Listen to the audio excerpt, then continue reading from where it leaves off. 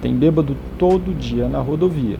A sociedade pensa que esse uniforme é uma capa, né? Que a gente coloca e vira um super-herói, imune a qualquer sentimento e situação, mas não é verdade. Enquanto houver impunidade, vai continuar assim, tá tudo certo.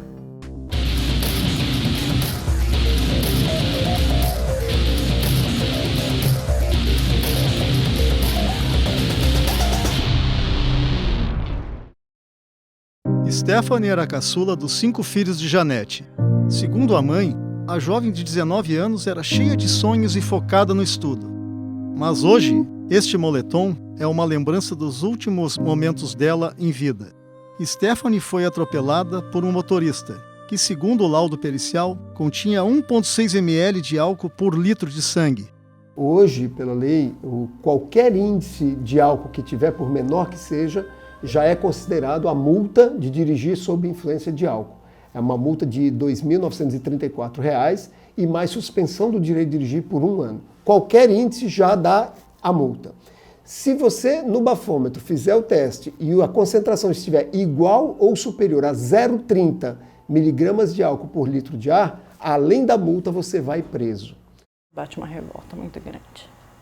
Porque assim, eu acho que a pessoa tem que ter toda aquela consciência. Se você quer beber, você não vai dirigir.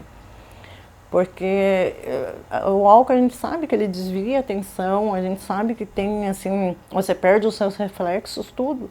De repente ali, se ele não tivesse bebido, quem sabe? O acidente aconteceu em fevereiro de 2013 neste trevo da SC-401, a rodovia que liga Florianópolis às praias do norte da ilha. Eu só reconheci que realmente era minha filha ali, porque eu olhei, minha filha usava uma pulseira que era idêntica, uma em cada braço. E é uma pulseira que não é muito fácil de se achar, ela tinha ganhado, acho que de algum amigo, e ela tinha um parzinho em cada braço. A morte de Stephanie mobilizou os amigos e moradores do bairro onde ela morava no norte da ilha. Eles exigiram em uma caminhada investigação rigorosa do acidente.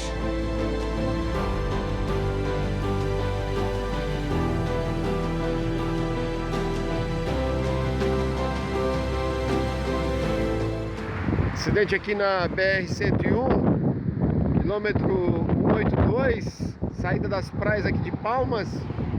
Esse sandeiro aqui, ele colidiu na traseira de um veículo, o motorista embriagado. A Polícia Rodoviária Federal, em 2018, registrou mais de 6.000 processos de suspensão do direito de dirigir, a maior parte relacionada ao uso de álcool. Até meados de maio de 2019, os dados já ultrapassam 2.000 processos. Esse ano nós estamos com um número extremamente alto de motoristas dirigindo alcoolizados. Em termos de autuações e multas, nós já flagramos mais de 2.000 motoristas dirigindo sob efeito de álcool, um número que é o maior dos últimos 10 anos, com certeza. Capotamento, um automóvel, um Honda Civic, sozinho, motorista, e foi verificado que ele ingeriu bebida alcoólica também. A Guarda Municipal de Florianópolis identificou mais de 40 condutores alcoolizados de fevereiro até maio de 2019. Destes casos, mais de 20 tiveram embriaguez confirmada através do teste do bafômetro. Apesar da intensa fiscalização, a Guarda Municipal acredita que a incidência de casos não tende a diminuir. No asfalto, não o cara pegar um caminho errado. Durante a gravação desta reportagem, flagramos, junto com a Guarda Municipal de Florianópolis, um homem de aproximadamente 60 anos, conduzindo com visíveis sinais de embriaguez, que foi confirmada após teste do bafômetro. Este era o carro que ele dirigia.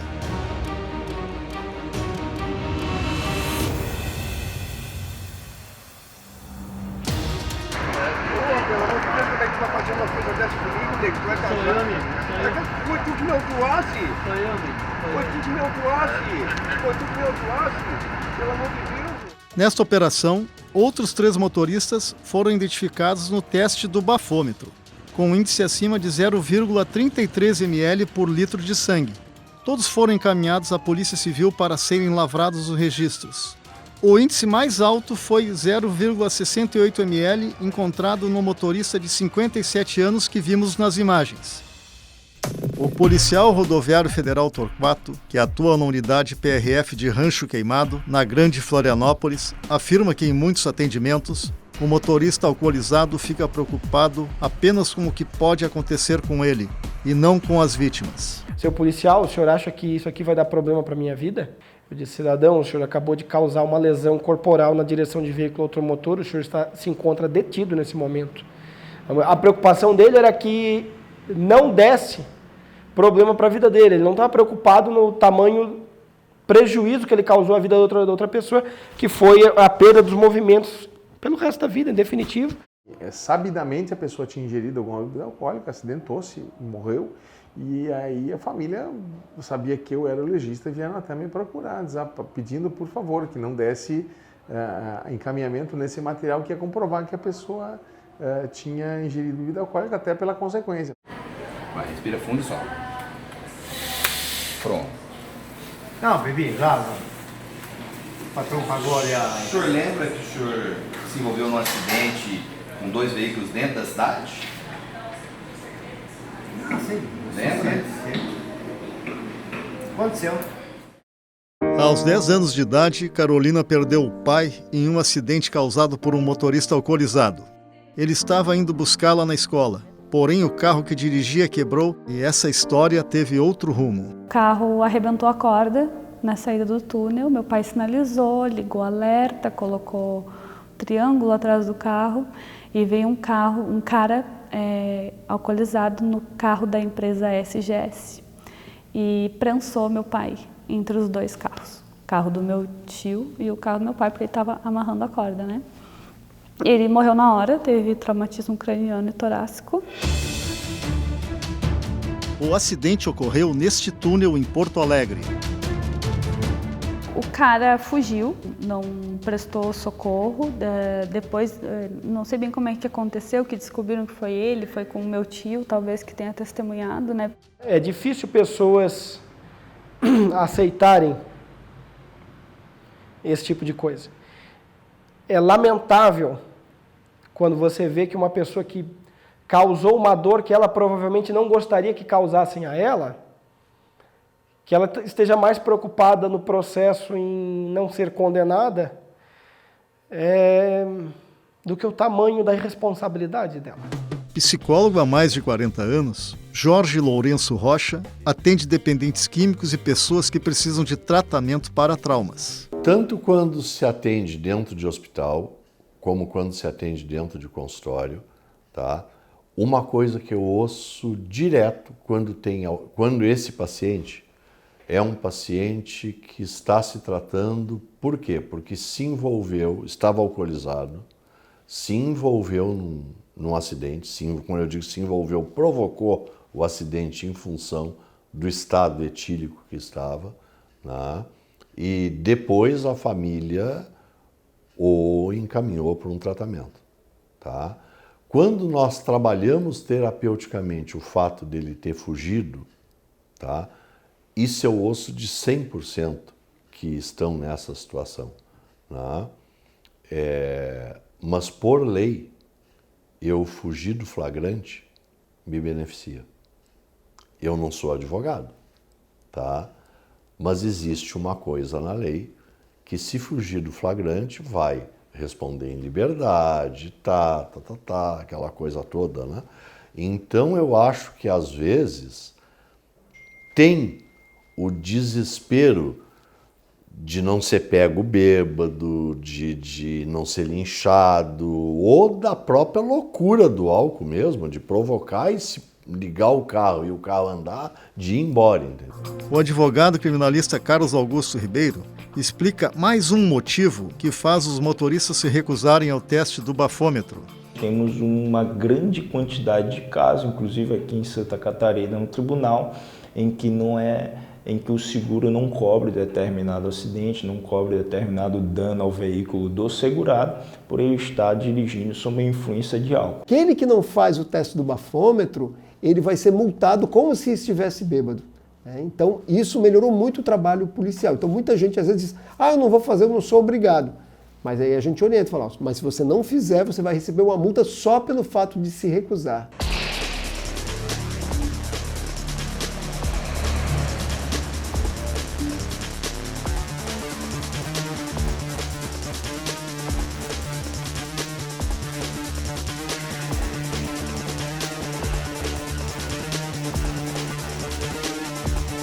Policial rodoviária federal há quase 25 anos, Cecília ressalta a importância da mudança de comportamento na sociedade. A gente perdeu muito do amor ao próximo, né? Do respeito ao outro, assim. Então hoje cada um quer saber do seu, tá bem? Trabalhei a semana inteira, tenho direito de beber um pouquinho agora, eu mereço, a polícia mesmo é uma chata, porque eu só bebi 2 latinhas, devia ter pego aquele que bebeu 2 garrafas, e assim vai. As pessoas, quando elas ingerem o álcool, elas não sabem o perigo que elas estão trazendo para elas mesmas e para o próximo, né? Até porque o sistema delas fica totalmente descontrolado e elas pisam no acelerador e elas não sentem que elas estão aumentando a velocidade, só vão ver quando elas batem em alguma coisa. As pessoas são inconsequentes, né? Tipo, bebe, dirige, não vou negar, até eu mesmo já fiz isso, né? Não é legal, mas a gente faz.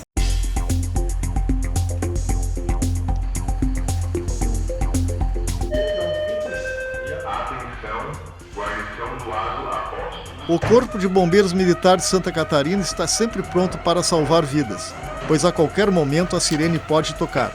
Infelizmente, um número alto de ocorrências envolvem pessoas alcoolizadas.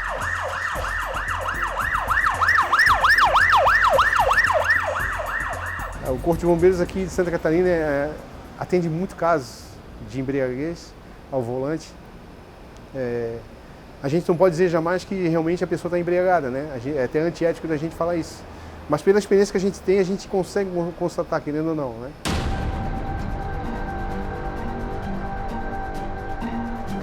Daniela Lucena Reis estava indo para o trabalho com a mãe e 2 filhos pequenos por volta das 7 horas da manhã, no dia 27 de junho de 2011, na EC 401 em Florianópolis, quando foram atingidas por um carro. E aí o painel tinha descido todo em cima de mim, eu olhei para o banco de trás e eu não conseguia achar as crianças, aí eu fiquei apavorada.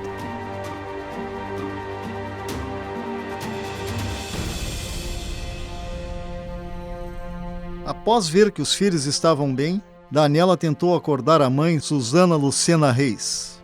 Aí eu peguei, dei a volta no carro, abri a porta da mãe e fui chamar ela para ela sair do carro. Porque para mim ela só estava desmaiada, ela não tinha nada, nenhuma marca de sangue, eu estava pior do que ela, bem pior. Eu me olhei no espelho e você estava toda machucada, com o rosto todo cortado. E ela não acordava, aí eu fui ficando nervosa. Aí nisso veio uma senhora galega, parou do meu lado, ela assim, deixa eu ver ela para você, porque eu sou enfermeira. Dela pegou assim no braço da minha mãe, pegou, botou a mão aqui. E daí ela só fez para mim, ó. Fez não assim com a cabeça e daí eu já entendi. Aí ali eu já vi que ela não estava mais viva.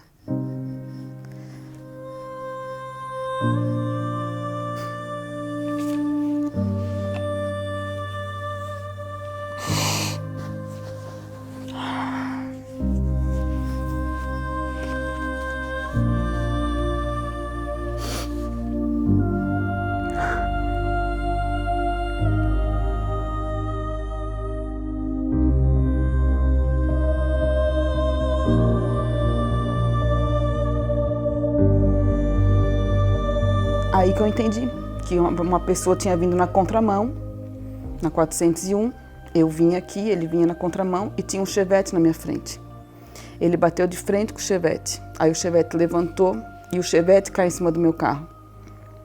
O teto do Chevette caiu com o teto em cima do meu carro do lado da mãe. Aí foi onde esmagou. E o meu carro não foi só a parte da frente, a parte de trás, se tu vê depois ali nas fotos, ele está intacto. Eu não bati com o carro em lugar nenhum, foi só o carro que caiu em cima do meu mesmo. Eu achei que eu tinha batido o carro, mas eu não tinha batido. Foi um que bateu de frente com o outro e jogou em cima do meu carro, né? Mas existe até um dizer popular, né, que filho não deveria, não foi feito, o filho não foi feito para morrer antes de pai e mãe, né? A perda de um filho, né, principalmente de uma maneira trágica e inesperada, né, é algo que modifica para pior, né, que cria um rompimento, né, na vida como ela está de qualquer pai e qualquer mãe, né? Eu diria assim, eu uso uma palavra muito assim, um pai e uma mãe que perde um filho, por exemplo, num acidente de carro, a partir daí eles sobrevivem. Né? Podem até sobreviver bem, mas sobrevivem. O ortopedista Júlio Sartori revela que o atendimento de um motorista alcoolizado é muito mais difícil. Álcool e direção não combinam. Isso é mais do que certo. Está comprovado, é comprovado cientificamente, e a gente, no nosso dia a dia, a gente sofre, a gente como profissional da saúde, a gente sofre junto, porque a gente vê a vítima, a gente vê a família e vê a própria pessoa que, por uma situação, por quê, por A, por B, por descuido, por responsabilidade, o que motivo levou essa pessoa a fazer isso, ela também sofre, né? E vai sofrer as consequências. Já atendi vários casos de embriaguez, inclusive motoristas na contramão, no Morro do Boi, aqui na pista duplicada da BR-101, aqui na Grande Florianópolis. E recentemente, em janeiro desse ano, 2019, eu atendi um acidente em que o motorista estava voltando do trabalho, mas ele e o amigo pararam para beber, beberam bastante e colidiram na traseira de um ônibus, e o motorista morreu na hora e o seu colega ficou gravemente ferido. Na sequência chegou a família dessas pessoas e aquela angústia, aquela tentativa de ressuscitar, de recuperar, sem acreditar naquilo que estava ocorrendo, mas já era tarde demais, né? Então, em função do álcool, esse acidente gravíssimo.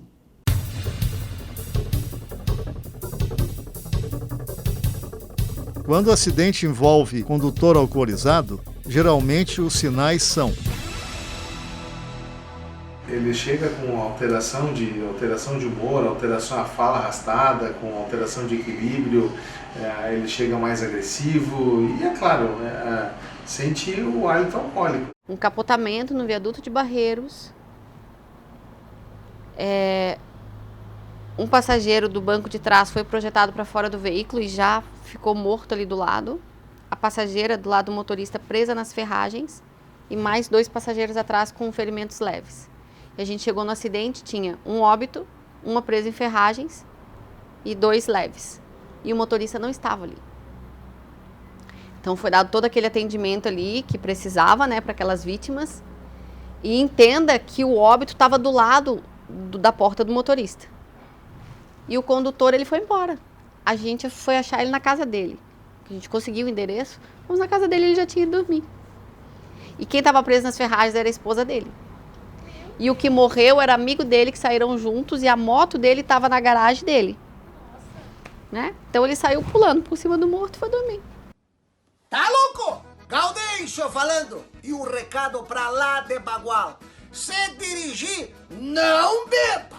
Oxê, por quê? Porque o Bagual, que é Bagual de verdade, não coloca a sua vida em risco e muito menos a vida de outros em risco.